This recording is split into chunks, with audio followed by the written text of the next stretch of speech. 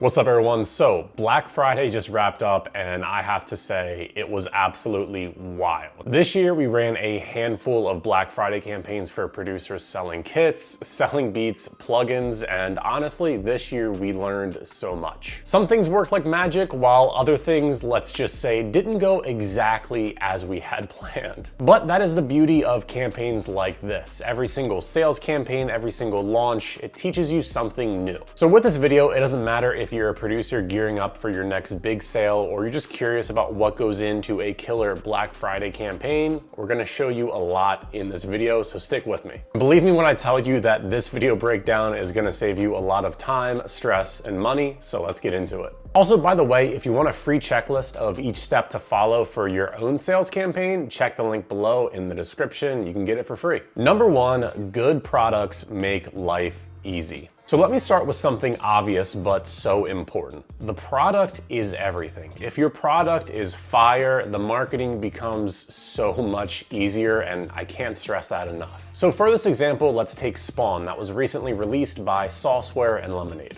To give you context, I remember a few weeks before the launch, I was in a call with the Sauceware team and I had gotten a quick demo of the product and my mind was blown. We're talking about insane sound design, amazing quality, and an AI tool that was extremely well-rounded. It generated great MIDI, it had great sounds and great customization. And because the product was so good, it was pretty much a layup to market it. When it came to emails, we had a ton of customer testimonials that we could blast to customers who were still on the fence. It was super easy to highlight the truly unique selling points because this product was unlike anything else that a lot of producers had ever seen. And that was really a big one, right? Being able to market something that is truly a one-of-a-kind product. So here's the main takeaway. Don't skimp on your products. It's gonna make the marketing a lot more easier. And truthfully, you can have the best campaign in the world, but if your product doesn't wow people, you're 100% leaving sales on the table. And this is another big thing that we can see with other clients and their major launches for sample kits. For example, in Jay's Planet Drill bundle, he had this Iru phrase kit that was from an actual musician in China. So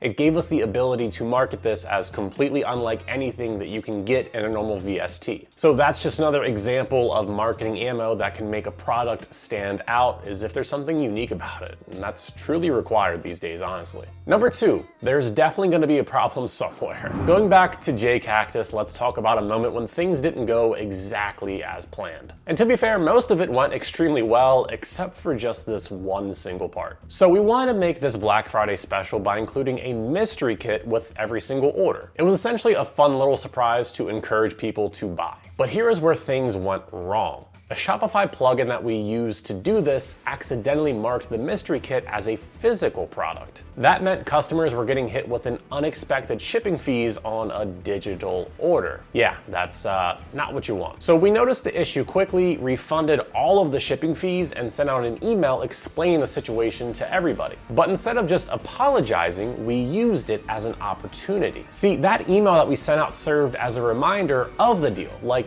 hey, here's what happened, we fixed it, and don't miss your chance to grab the mystery kit. So the lesson here is that mistakes will definitely happen. Own them, fix them fast, and then find a way to turn the situation into a win. Number three, if you have a slow October, don't panic. One thing that we noticed across all of our clients this year and last year is that October sales were slow. And we tell you that's pretty normal. Here's why. Consumers know that Black Friday deals are coming next month, so they might be holding off on making purchases because they know or think there's gonna be a deal coming. So that means when Black Friday hits, it's game time. So if you're a producer selling beats or selling kits, that means that you need to go big during this time. And if you're not, you're missing out on those Black Friday sales, and you're missing out on like the whole bounce back period of Black Friday, Christmas, end of year into January.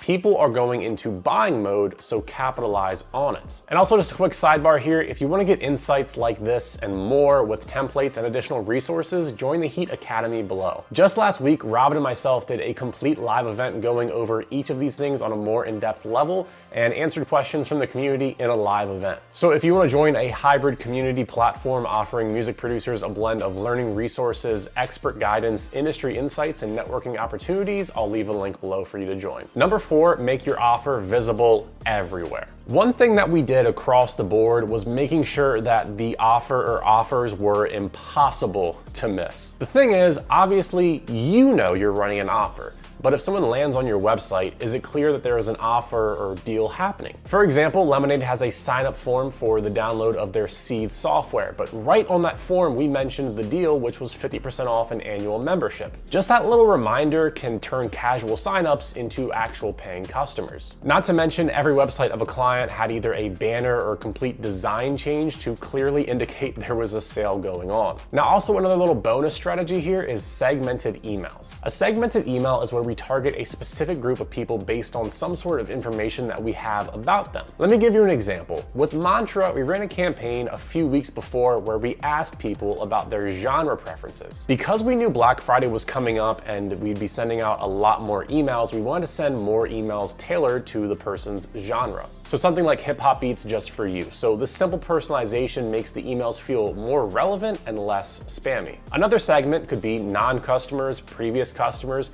maybe even people who went to the site during the sale so far but haven't yet purchased. To give you an example here, for Kavi's last weekend, we did an additional 60% off his already marked down prices. So we created a segment of non-customers and sent them an email hitting on the urgency with, if you've ever thought about adding some sonic sounds to your arsenal, this is it. I guarantee you'll never see prices this low again. Number 5, the danger of overcomplicating offers. Marketing can be clever, but if you get too clever, it can be confusing. And here's the thing, if someone is confused, they're not gonna give you money because they don't exactly know what they're getting or how to get it. So I wanna talk about some offers that don't work as good as others possibly could. Popular one that I've seen during Black Friday is like a buy one, get 5 free type deal. Now don't get me wrong, this is great in terms of value, but the issue here is that this adds a lot of friction. Let's say someone just wants one single beat, but now they want to take advantage of the offer, so they're forced to pick 5 more. That means scrolling through your store, deciding which ones they like, and potentially feeling overwhelmed. Let's say they don't find 5 they like, let's say they find 3.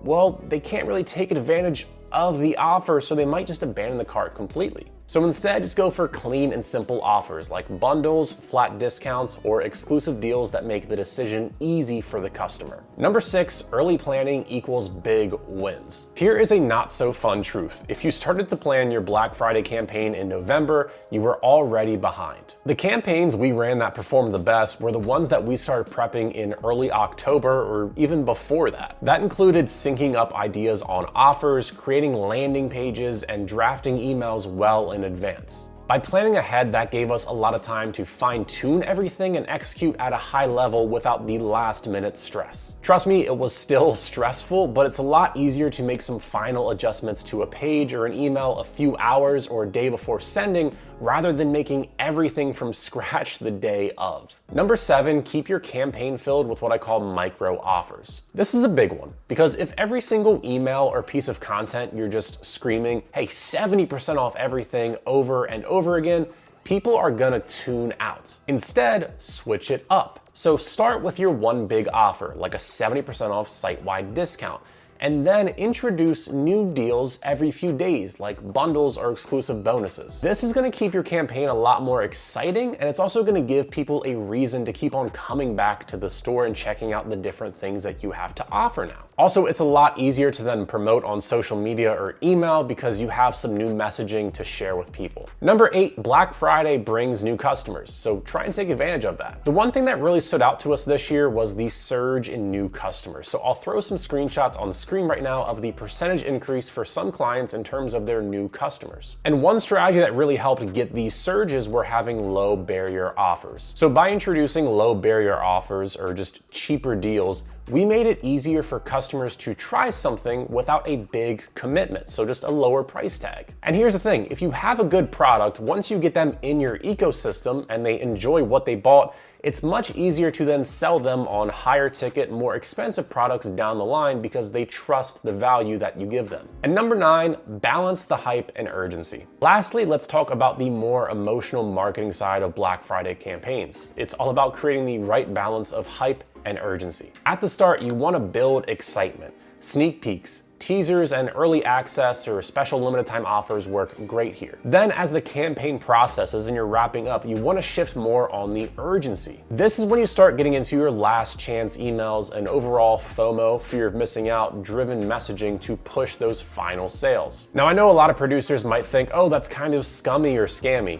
Not really. If it's the last day you're offering a deal and you say, hey, this is the last day I'm offering this deal, what's wrong with that? So yeah, that is what we learned from running all these Black Friday campaigns for these producers this year. It was a wild ride filled with a lot of caffeine and a good amount of migraine relief pills, but hopefully these takeaways are gonna be game changers for your future campaigns. As always, if you're looking to step up your marketing game and wanna get access to all the tools and resources that we have at the Heat Academy, I'll leave it linked below for you to join. Thanks for watching and best of luck with your next sales campaign. Peace out.